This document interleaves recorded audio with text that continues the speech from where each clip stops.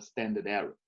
So now with that definition of how bad an estimator is, let's go back and look at how bad is a single sample.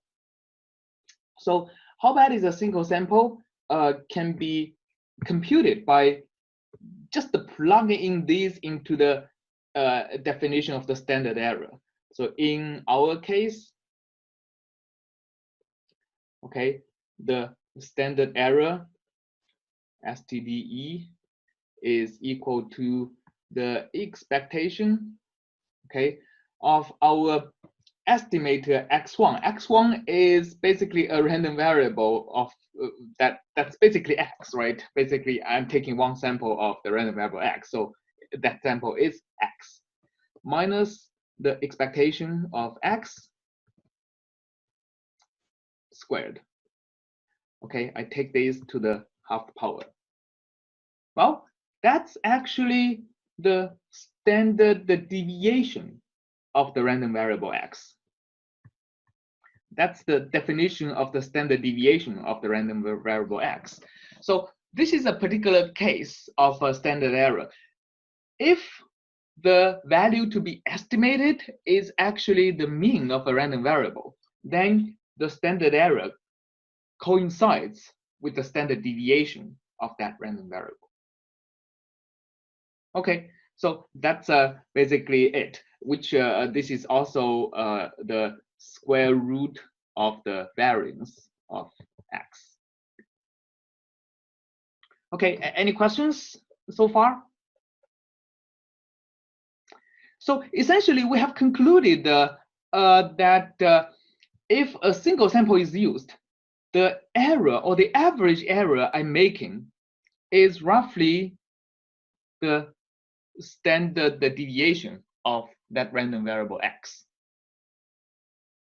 Okay, what does that mean in our case, in our particular case of computing this probability? I know my x is a random variable that is either 1 or 0 with probability p and 1 minus p respectively. So what is its standard deviation? Well, we can compute it, right? We can compute it actually exactly through this formula. So, of course, I know that expectation of x, we just computed, is equal to p, right?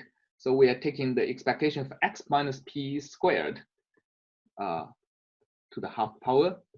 And I know also how to compute the expectation of minus p squared, because 1 minus p squared, when x is equal to 1, the value of it is 1 minus p squared. And that happens with probability of what? P, right? With probability p, x is equal to 1. So this times p. Okay. And with probability 1 minus p, x would be equal to 0. So when that happens, the value of x minus p squared is actually minus p squared, which is p squared. And that is multiplied with its corresponding probability, which is 1 minus p. So that to the square root is the standard deviation. Now let's collect the terms. 1 minus p times p are common in these two terms. And the leftover, which is 1 minus p here and p here, just adds up to 1. So the result is that it's going to be a square root of p times 1 minus p. Okay, so that is going to be how much error on average I'm making if I right. So if I estimate the probability with a single sample. Okay, any questions?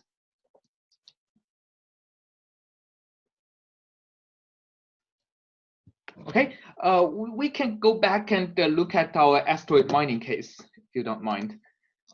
And in the asteroid mining case, let's just copy these two and paste it in today's lecture.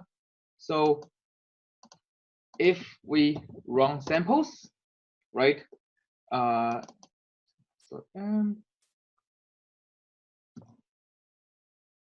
We we used 1,000 samples, and we get a probability of 0.78%.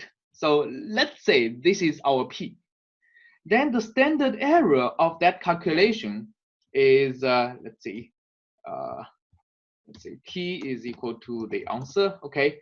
And the standard deviation would be square root of P times 1 minus P, sorry, 1 minus P. The standard deviation would be what? 8.7%. Okay, that's actually a measure of how bad the result is if we used only one sample. So remember, the probability we computed is roughly on the order of 1%, but my standard error is 8%. The error being much, much bigger than the value we are expected to compute, right? So that's basically a good measure of how bad the one sample is. Okay, so that's kind of the first ingredient in our analysis of how many samples we need, is we want to quantify first in the extreme case of how bad is using too few samples, and in particular, how bad is using a single sample. We have a formula for the badness of that estimate. Any questions?